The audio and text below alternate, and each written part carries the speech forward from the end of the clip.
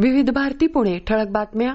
महाराष्ट्र लोकसेवा आयोगाच्या अराजपत्रित गट ब दुय्यम सेवा अंतर्गत घेण्यात आलेल्या राज्य करनिरीक्षक आणि दुय्यम निबंधक मुख्य परीक्षेच्या निकालात महात्मा ज्योतिबा फुले संशोधन आणि प्रशिक्षण संस्था म्हणजेच महाज्योतीच्या 123 विद्यार्थ्यांनी यश संपादन केलं आहे.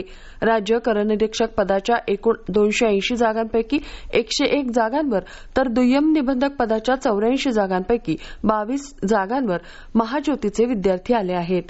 श्रावणी सोमवार निमित्तानं पुणे जिल्ह्यातील धार्मिक स्थळी होणारी भाविकांची गर्दी लक्षात घेता बारामती इथल्या सोमेश्वर यात्रेसाठी एसटी प्रशासनानं 10 विशेष गाड्यांचं नियोजन केलं आहे. त्यानुसार बारामती आगारातून 6, एमआयडीसी आगारातून 4 विशेष गाड्या सोडण्यात येणार आहेत.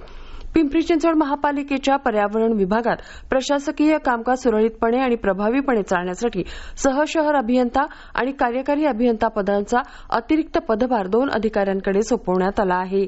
पर्यावरण विभागाच्या कामकाजात सातत्य राहावं, प्रशासकीय निर्णय आणि विभागीय कामांना गती मिळावी या उद्देशानं ही कार्यवाही करण्यात आली आहे. राज्याचे माजी मुख्यमंत्री सुधाकर नाईक यांच्या जयंतीनिमित्त 21 ऑगस्ट रोजी राज्यभरात जलसंधारण दिन साजरा करण्यात येणार आहे. त्यानिमित्तानं वॉक फॉर वॉटर या महावॉकेथॉनचं आयोजन करण्यात आलं आहे.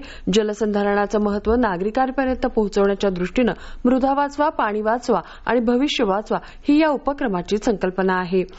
पश्चिम बंगालमधील कोलकाता इथल्या न्यू मार्केट परिसरातील फ्री स्कूल रस्त्यावर असलेल्या एका हॉटेलला आज पहाटे लागलेल्या आगीत 9 जणांचा मृत्यू झाला असून 6 जण जखमी झाले आहेत.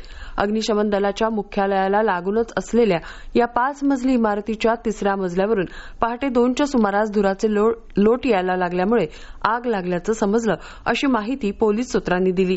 या हॉटेलमध्ये आग प्रतिबंधक किंवा अग्निशमन यंत्रणाच उपलब्ध नव्हती, असं प्राथमिक तपासात निष्पन्न झालं आहे. या होत्या आतापर्यंतच्या ठळक बातम्या. यानंतरच्या ठळक बातम्या 9:58 मिनिटांनी.